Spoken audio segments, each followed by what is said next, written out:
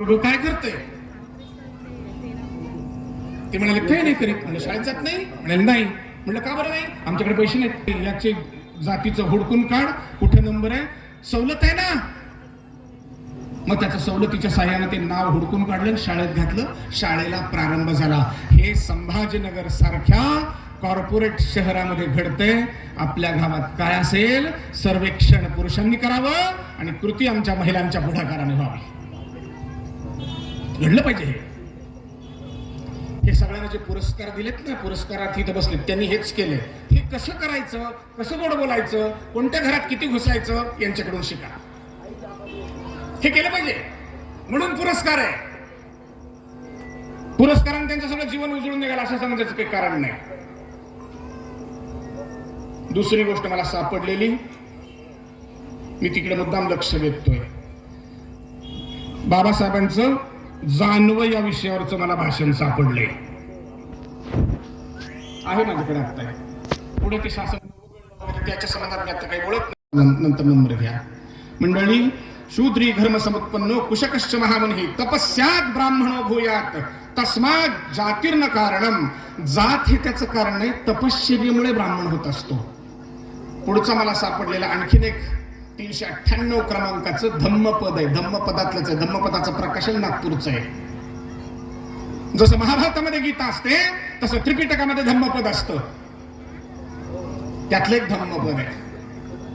ते धम्मपद असं म्हणतं, या मार्गाने साधना करून जो बुद्ध होतो तोच ब्राह्मण होय. चिंतन केलं पाहिजे, चिंतन केलं पाहिजे. पण याचा मी शेवट या मुद्द्याचा असा करीन, तथाकथित चातुर्वर्ण्य अथवा जाती व्यवस्था कितीही चांगली असो अथवा कितीही वाईट असो, आता आम्हाला ती नको. त्याचं नॉमनक्लेचर आम्ही वापरू इच्छित नाही. म्हणून मग असे आमच्या ठाकरे साहेबांनी सांगितलं, गुरुजींनी सांगितलं, नाही नाही यापुढे नाही चालायचं. आणि आमच्या गोस्वामी साहेबांनी सांगितलं, नाही आता हे नॉमनक्लेचर, नामाभिधान नाही चालणार. एखाद्या मराठा बांधवाला बरं वाटेल, आपल्याला क्षत्रिय म्हणतात, आपल्याला ब्राह्मण म्हणतात. माझ्यासारख्या शूद्र समाजात जन्मलेल्या माणसाला कसं बरं वाटेल? नाही वाटणार. म्हणून सगळं मिळून ठरवू, नाही याच्या पुढे हे नामाभिधान नाही वापरायचं. चांगलं असलं तरी अनेका नाही. मुंबईच्या SNDT महाविद्यालयात गेलो, विद्यापीठात गेलो होतो. एकानं प्रश्न विचारला, चातुर्वर्ण्याबद्दल तुमचं काय मत आहे? म्हणलं, माणसा टिळकापासून आंबेडकरांपर्यंत सगळी माणसं 150 वर्ष झाले त्याची चर्चा करतात. त्याचा काही निकाल लागला नाही. तू मी काय 5-10 मिनिटात निकाल लावायचा आहे? कशासाठी चर्चा करतो? युसलेस. नाही नाही हे खरं नाही. हा, जुनी व्यवस्था होती, अकॅडमिक ज्याने अभ्यास करतो, आमचं काय म्हणणं नाही. पण आता ते चालणार नाही का?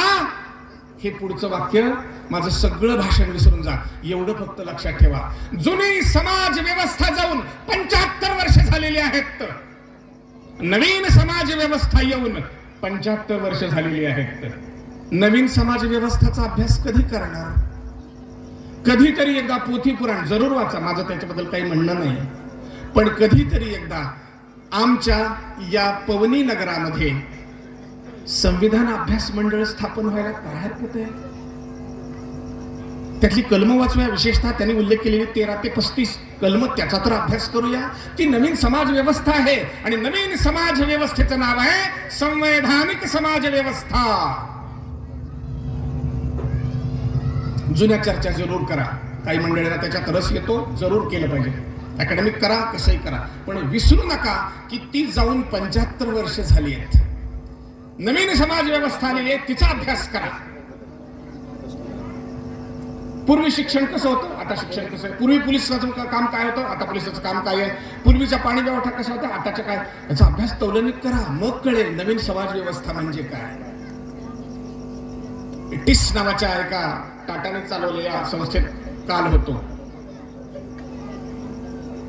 तिथे ह्या सगळ्या गोष्टींची चर्चा चालू होती. मला हे सांगणं अपेक्षित आहे, आवश्यक वाटतं की कधी करायची.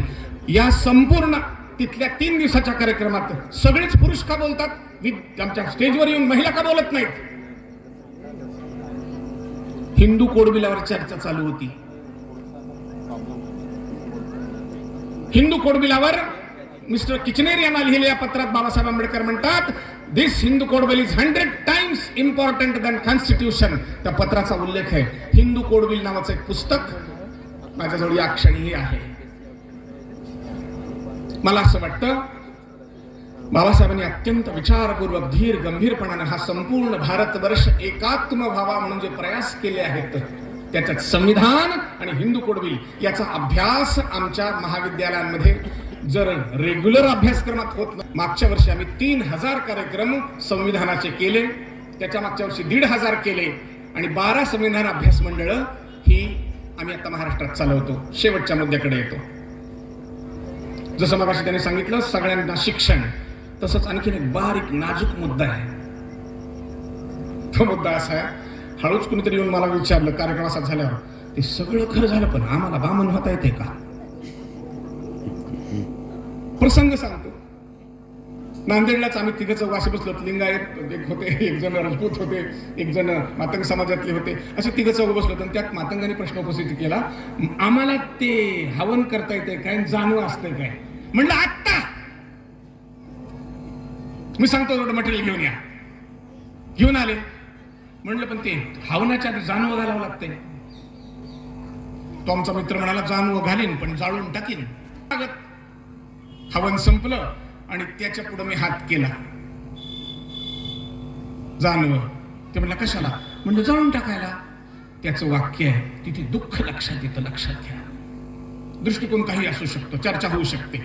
त्याचं म्हणणं आहे 1500 वर्षांना अंगाला लागलंय, राहू द्या की, दुःख आहे. जसं बाबासाहेब म्हणले तसं ते जाणव म्हणजे सांख्यदर्शन शास्त्रावर अवलंबून आहे. ठाकरे साहेब सांगतील, आपणही त्याचा अभ्यास केला पाहिजे. छत्रपती शिवाजी महाराज यांची मुंज झाली होती, छत्रपती संभाजी महाराज त्यांची मुंज झाली होती, राजर्षी शाहू महाराज त्यांची मुंज झाली होती. नव्हे बाबासाहेबांनी जानवे वाटल्याचा कार्यक्रमाचा फोटो माझ्याजवळ आहे. याचा अर्थ असं तुमचं म्हणणं का की आता उद्यापासून सगळ्यांनी मुंज करायचे जानवे घाला? बिलकुल नाही. मी सांगतो एवढंच आहे की हितली जी तत्वज्ञान आणि व्यवहाराची सगळी पद्धत आहे ही कोणत्याही एका जातीच्या बापाची मालकीची नाही, ती सगळ्यांची आहे. सगळं मिळून काढून टाकू, बिघडत काही नाही. पण चिंतन असं करावं लागेल की दोष नेमका कुठे आहे. आणि दोष आधीच्या काळात असण्याची शक्यता आहेच आहे, पण गेल्या 1000 वर्षात आमचं हे वाहतं पाणी थांबलं, आडलं, सडलं, दुर्गंधी सुटली आणि त्याचा परिणाम असा झाला की आम्हाला प्रबोधन युगाची वाट बघावी लागली. 150 वर्ष या ठिकाणी प्रबोधन युग आलं. पण गंभीर प्रश्न जो गोस्वामी साहेबांनी उपस्थित केला तोच मी आज करतो. प्रबोधन युग आलं, जाती का नाही मिटल्या? कारण त्याचं स्पष्टीकरण कोणी अजूनही देत नाही, तेवढं देऊन थांबतो. चोखोबा ते तुकोबा अशी यात्रा आम्ही 10 दिवसाची काढली. त्या यात्रेत मी 10 दिवस होतो. त्या सगळीकडे आम्ही ह्याच्या गोष्टीची चर्चा केली, अनेकांशी चर्चा केली. रोज 2 गावं करत होतो. लक्षात घ्या, चोखोबा ते तुकोबा या यात्रेमध्ये आम्ही हे सगळं सांगत होतो, ऐकत होतो, पाहत होतो. मी हे एवढ्यासाठी सांगतो आहे की सगळ्यांना सगळ्या गोष्टीचे अधिकार आहेत, होते, असणार आहेत. ऑप्शन आहे, करायचं की नाही हा प्रश्न आहे. आवाहन पण नाही, निवेदन पण नाही. पण लक्षात असं ठेवावं लागेल की हे सगळ्यांचं आहे. आणि म्हणून आम्ही एक नवीन उपक्रम सुरू केलाय. ज्याला भट, ब्राह्मण किंवा पुरोहित व्हायचं आहे त्याच्यासाठी वैद्यकीय प्रशिक्षण शाळा आम्ही 4 ठिकाणी महाराष्ट्रात चालवतो. कंपल्शन नाही, बोलावणं नाही, आवाहन नाही. पण आपल्यापैकी एखाद्याला जर असं वाटलं की आपल्याला होता येतंय की नाही, 10 दिवसाचा कोर्स आहे. तुम्हाला हे प्रशिक्षण घेऊन तथाकथित भट, पुरोहित, ब्राह्मण होता येतं आणि त्याच्या हाताने सगळीकडे कार्यक्रम करतो आम्ही. हेही मी सांगायला विसरणार नाही की गेल्या लग्न झाल्यानंतरच्या 42 वर्षात याच गटातल्या मंडळीतला पुरोहित माझ्या घरी आलेला आहे. गरज आहे तर करा. कर्मकांड ज्याला करायचं त्याला. कर्मकांडाचा अर्थ लगेच सांगून टाकला पाहिजे. कर्म याचा अर्थ जे मानुष प्रयत्नाने मिळवायचे ते कर्म. कांड याचा अर्थ चॅप्टर, सुंदर कांड, किष्किंधा कांड, अमुक कांड. कांड म्हणजे चॅप्टर, धडा. कर्म याचा अर्थ मानुष कर्म, ज्याच्या साह्यानं जे परमेश्वराच्या